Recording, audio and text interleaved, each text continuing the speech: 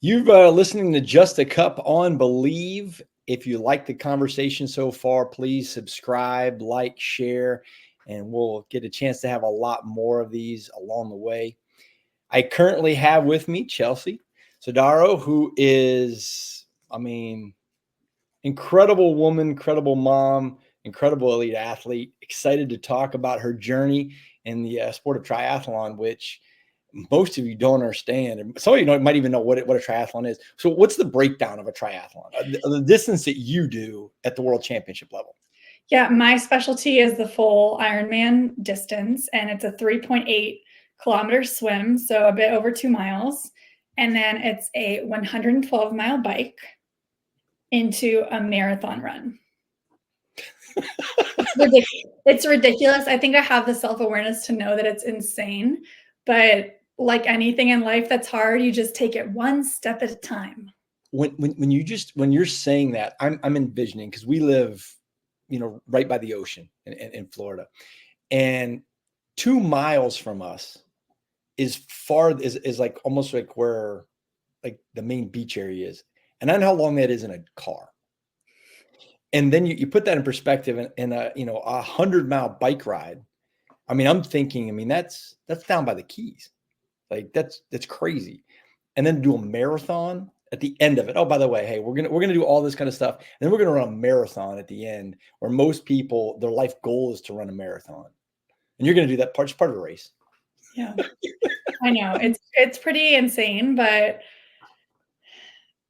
similar to marathoners, they never actually run the full distance in training, right? They do all these specific workouts to prepare them for race day. I never do a full Ironman in training, but I do like a very specific process to get me to the start line, believing I can compete over this distance. Mm-hmm. There's always a little element of doubt when you go into these things where you're not quite sure that you can get it done. But when the gun goes off, nerves go away, and you're just executing every little step of the process along the way. Okay. Now I've got something I want to do. I'm going to give you 5 words, and I want you to tell me briefly the first thing you think of when you think. And there's a couple of them I think are going to be a little tough. Okay. Steve. Well, my ultimate champion in life. Kona. The pinnacle of my sport. Perfection. Progress over perfection. Okay. Anxiety. Mental health matters. And then Ironman. A challenge. Those are some Is that what you're looking for? Yeah, I had no anticipation of any of them. I was really curious because out of all of those words, and words become stories as you go through things. And when you start talking about Steve, it's your husband. You guys have been there, through a bunch of thick and thin. Yes. And then when you start talking about, I know you're a very type A personality.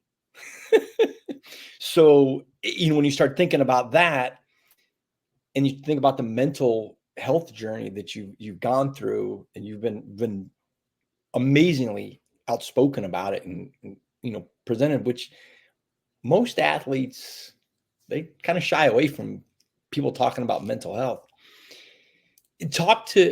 Explain, some of the process that you've gone through to help with the anxiety, standpoint of you and mental health.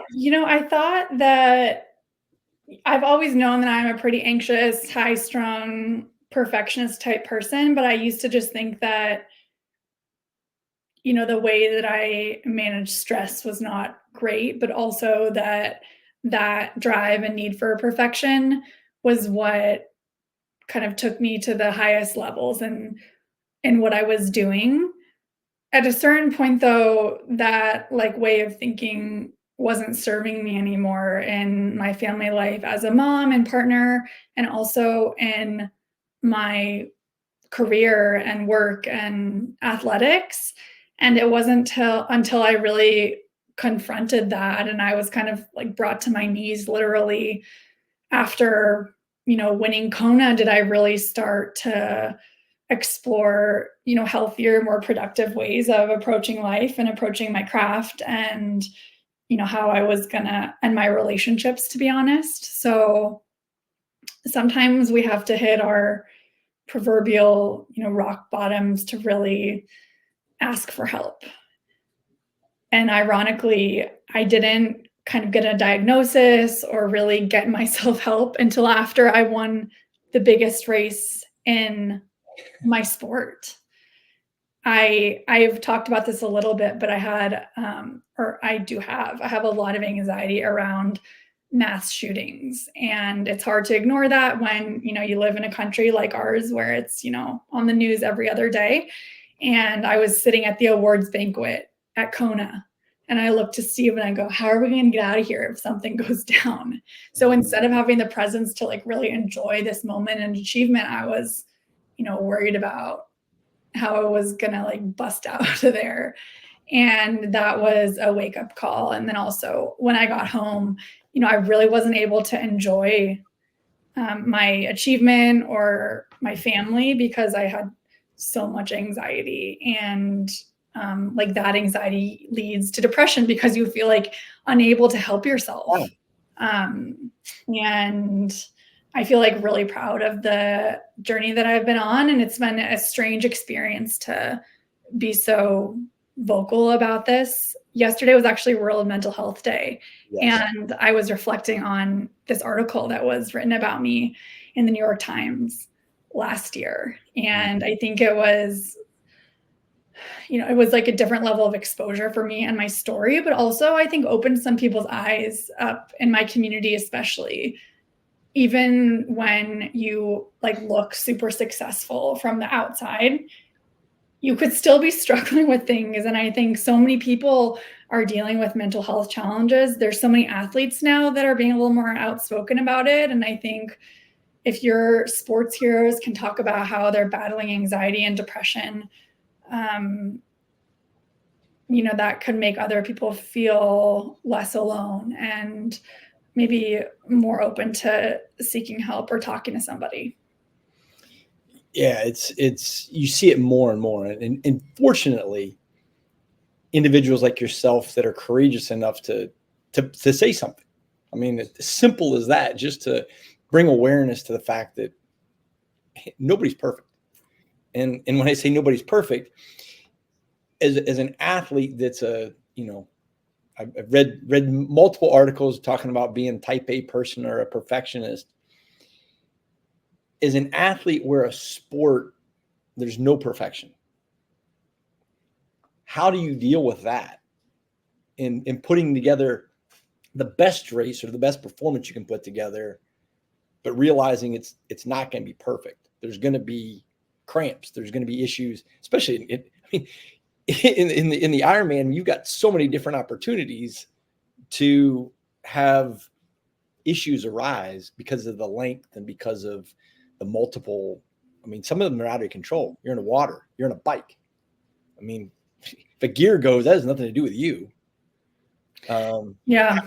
How do you deal with that over the course of a competition, the perfectionism part? Yeah. I mean, I think I've made a lot of improvements.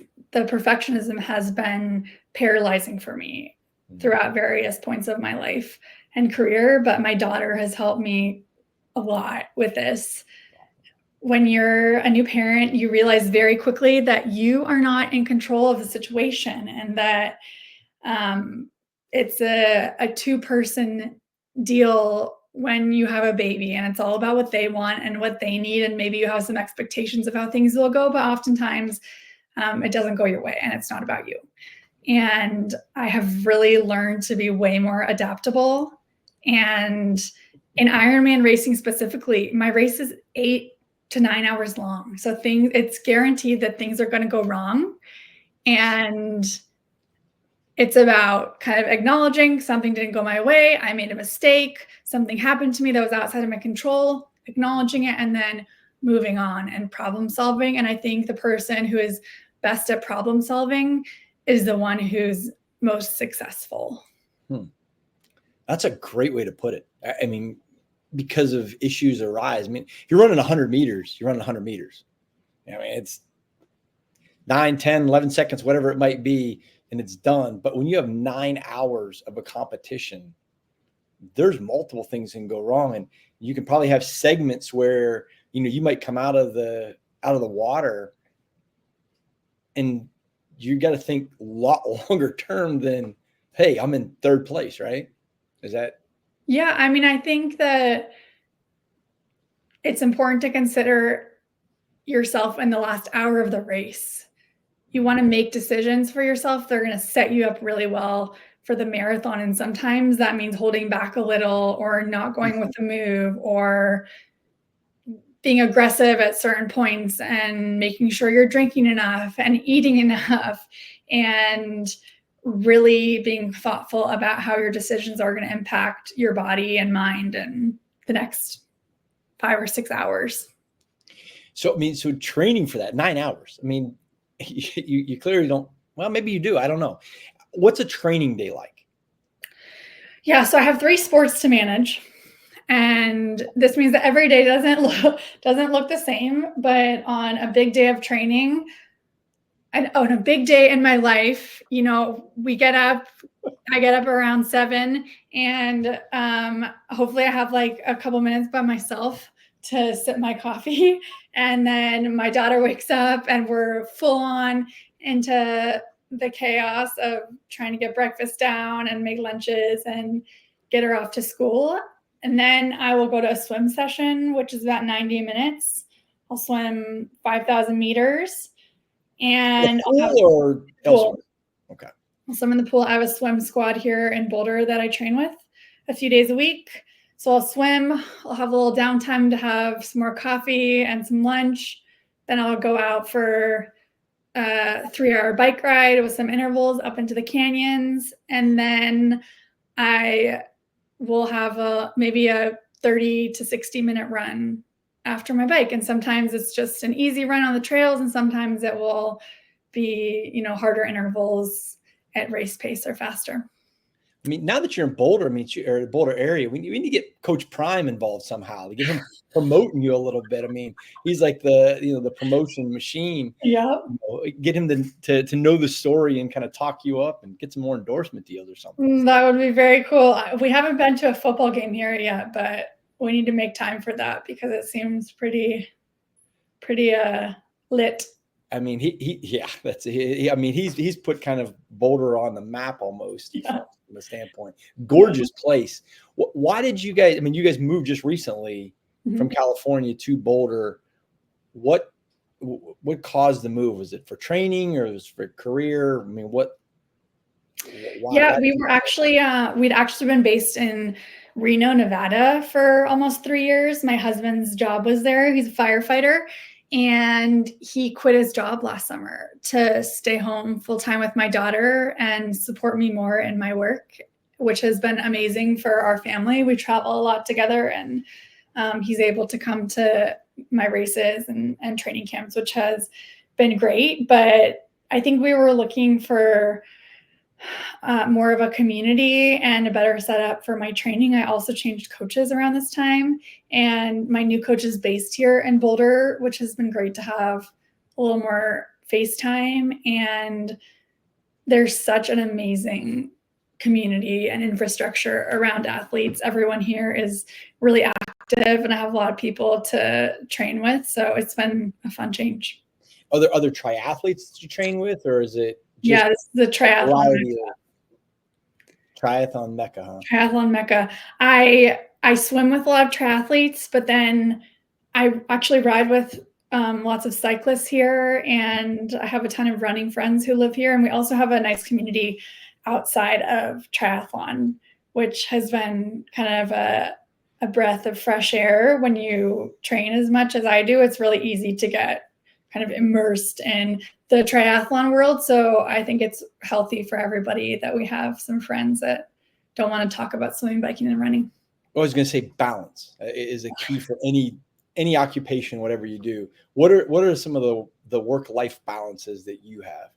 Yeah, I mean, to be totally transparent, I don't have a lot of balance in my life. And I think as, high achieving people, we can only really do a couple things well at a time. And in this phase of life, for me, that is my work and my family, and everything sort of revolves around those two things. I don't have like a crazy social life. My social life is mostly built around my sport and my daughter. So it's very full and very busy, but we're doing things that we love. So it doesn't really nothing really feels like a job. That makes sense. So motivation. I want to ask you about this. When you get to a pinnacle, or you get to be legitimately the best in the world, is it more internal motivation or external motivation? It's absolutely internal motivation. Everybody sees that one day and one performance. But for me, winning Kona was my life's work. And all of the hard days and all of the miles and choices, leading up to that opportunity. I feel really lucky that I had that moment, because so many people work really hard and they put in all the time, but they don't get that opportunity to seize. And I got the opportunity. And now, of course, like when you experience that, you just want more of it. But it's less about everyone else's expectations and sort of that like external pressure, and more about, wanting it for myself and my family, and also just believing that I'm capable of something really great and wanting to experience that again. Was it harder to get there or stay there? Well, I haven't done it again yet. So I think that staying there or winning again, so to speak, is harder than doing it the first time. The first time I was really flying under the radar, and there were so few expectations on me from other people. Mm-hmm. And now, eyes are on me, and there are race plan. There are plans to beat me. So Right. it's a much different experience when you are, a favorite or a contender. I don't even know if I was picked for the top 10 when I won. I wasn't invited to any press conferences. I had practically no media obligations. And now I have to be like very explicit about what I'm, kind of willing to do in the lead up to a race. So, I didn't have anything to do pre-race now. And now I have to like say no to a lot of things. Those extra parts. And then with that comes sponsorships, right? So how has that become, part of it? Because once you become an elite athlete or one of the best in the world, there's opportunities. There's probably not as many as there should be, I would say. But what is that like, trying to handle the sponsorship world? Because people, I'm sure, hey, we want you to sponsor this. We want you to, to endorse this or that. How does that go about, just in the world of getting people wanting you to be the spokeswoman for a product? Yeah, I have a lot of help. I work with a management company out of London called Sodaro Group, and they have been great, with vetting opportunities and also helping to manage those opportunities when we do say yes and it is a good fit. But you become like a small business owner when you're a professional athlete, and as a perfectionist, I want to do right by the people that I work with. So I think it's all about saying yes to the right opportunities and being really authentic in those endorsements and actually believing in the product. I've learned a lot along the way about, what is a right fit for me. And of course, like we all have to pay our bills and make money, but I have great ambitions, and I don't feel like I am at my best, or that I have had my best race. And so much about my choices about equipment and the people that I work with are to set me up for success down the road. And I want to be on the best possible equipment and work with the best people to help me achieve those things. And triathlon, we have the swim element where, wetsuits and our race suits are very important as far as, the hydrodynamics in the water and the fit. And on the bike, we have this whole realm of aerodynamics and weight and making sure that every little piece of the equipment is perfectly dialed and perfectly fit for me. And then on the run, in this era of super shoes, you can't just like pick up any pair of flats now and you're good. You have to make sure that you're in, the fastest shoe possible. So it's been fun to like find those. I've made some mistakes along the way, and there have been some things that have not been, the right fit both from an equipment standpoint and from, like a support, personality standpoint. But I think it's all a process of finding what's best for each individual. When you started talking about the bike and all that kind of stuff, and my immediate thought process, and you mentioned it a little bit with the trip to Spain. Yeah. But what's it like? Because it's not like you're going from Boulder to Denver for a competition and it's done. I mean, you're going to various parts of the world. You're getting on planes, planes, trains, and automobiles if you're going through Europe and so forth. Yeah. What's it like traveling with all the equipment that you have to have, for a competition? Yeah, I am very specific about how I like the things to be done and for the things to be packed. Steve packs my bike for me now, which is such a huge win. But, we want all of our stuff to arrive in one piece. And I would be a little ashamed to show you a photo of what we look like when we're dropped off at the airport, because we have suitcases, we have the bike box, we have the wheel bags. Like, the more important the race, the more tires we have, the more wheels we bring. Right. Even like down to the, pulley on the reel derailleur. Like, we bring different options for that. We bring different, chain rings and cassettes. And when you want to be the best, you have to dial in every little detail. I can't even imagine when you start like thinking of all the things just for the bike itself. And then you have all the different uniforms and the training. It's not like you're going over, the day before a competition. You're going over for an extended period of time. That's I know. I do miss when I could go to Europe as a runner with a carry-on for 2 weeks, right? You like have your uniform and your shoes and like a few outfits and you're good.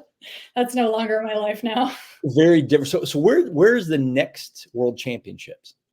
Next year, the World Championships is back in Kona, which I'm really excited about. We were in Nice this year, and next year we're back in Kona, which is one of my favorite places in the world. I guess I probably should have looked up and figured out why Kona is kind of the mecca of the Ironman. I mean, it's anytime I ever think of Ironman, I think of Kona. Like that's, I didn't even realize that there was in various locations, honestly, until I saw it on social media. I saw you on Instagram, being over in Nice. And I'm like, I thought the Ironman was in Hawaii all the time. But yeah, so the first Ironman was in Hawaii in the 80s. I think well, I'm late 70s, early 80s. And it was just these crazy guys who were like, do you think that we could swim this far and bike this far and run this far?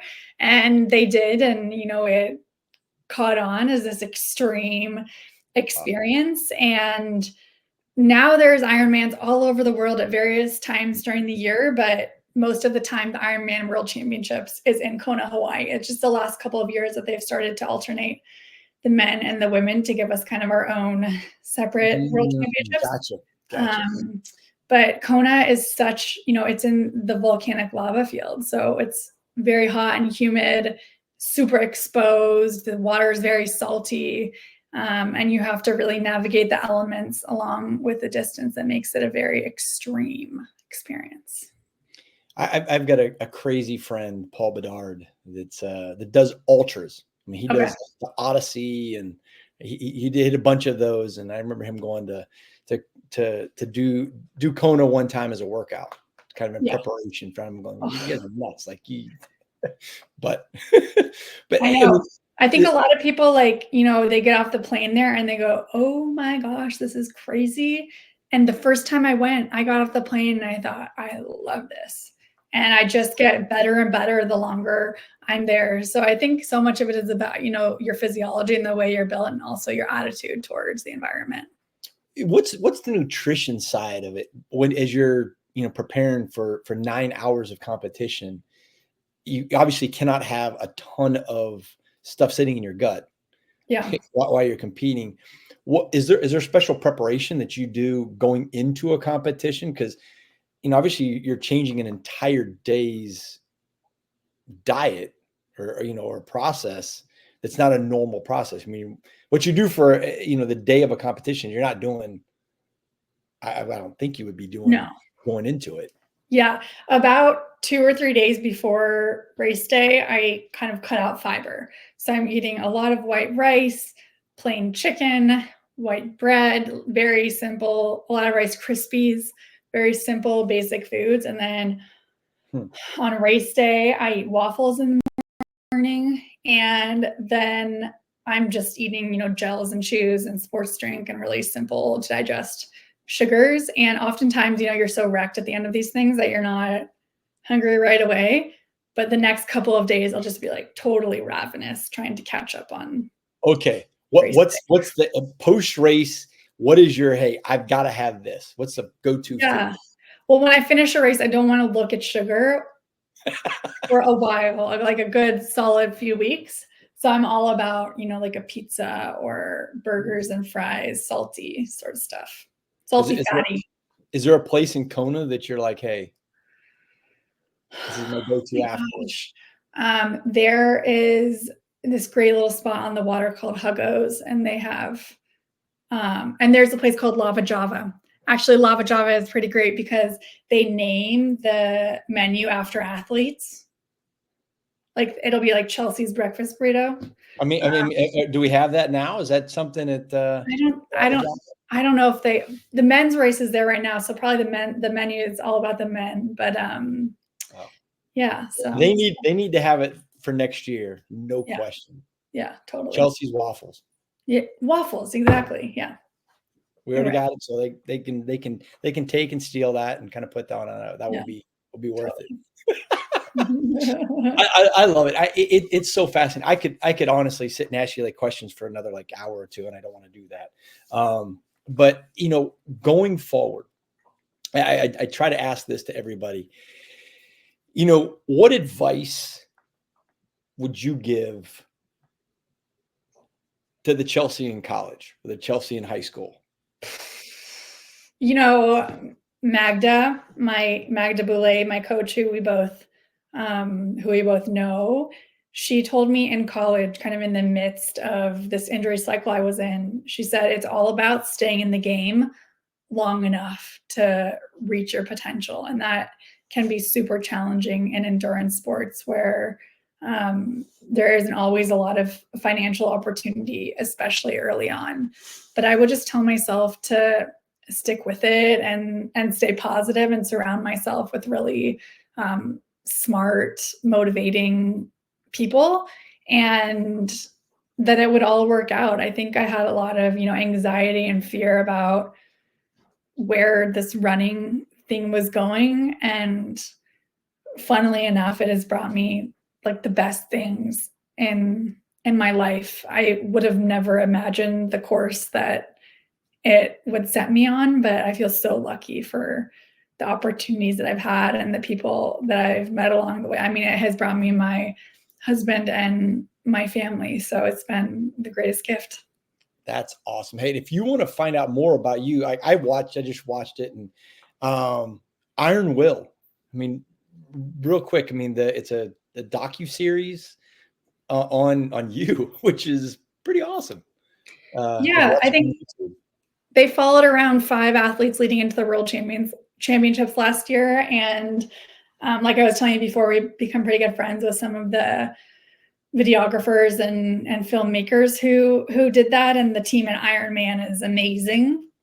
But yeah, I was defending champion at the time that it was filmed and wasn't quite sure what it would turn into. It's a little weird for me to watch I can imagine videos of myself, and I ended up having a really like challenging race at the end of that story last season. But it is cool to reflect back on the process and the people along the way, and also, you know, like that disappointing day ended up being, I think, career defining for me. It's so easy to throw in the towel when things don't go your way and when they're getting hard, especially in a race this long. But I really, you know, like fought till the end and buried myself to get 6th place.